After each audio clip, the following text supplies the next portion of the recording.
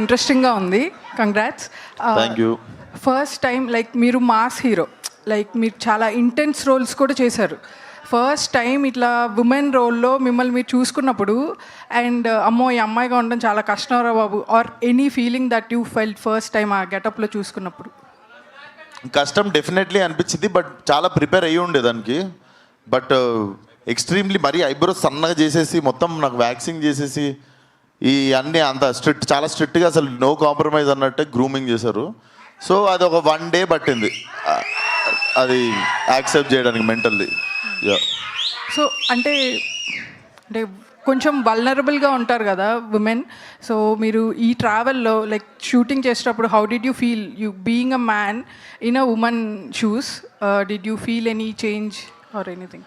Change అంటే నాకు మీ question అర్థమైంది అంటే మేము పడే బాధ నీకు అర్థమైందా అన్నారు, అంతేనా? అదేనా ఆల్మోస్ట్ మీ క్వశ్చన్? నాకేంటో అండి, నాకు మా అక్క ఉంది, మా మదర్ ఉంది.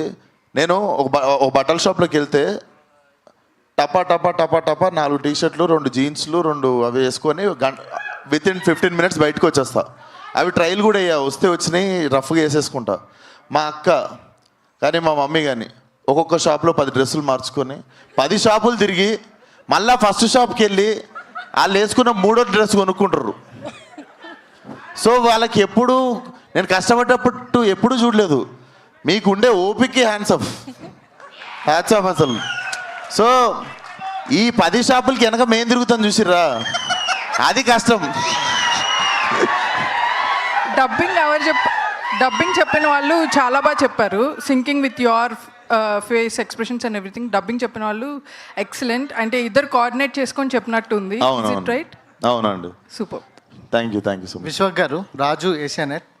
సో మీ సినిమాలకు ప్రమోషన్ పరంగా బిగ్గెస్ట్ అసెట్ అంటే మీ కాంట్రవర్సీస్. మీరు లాస్ట్ టైం ఈవెంట్లో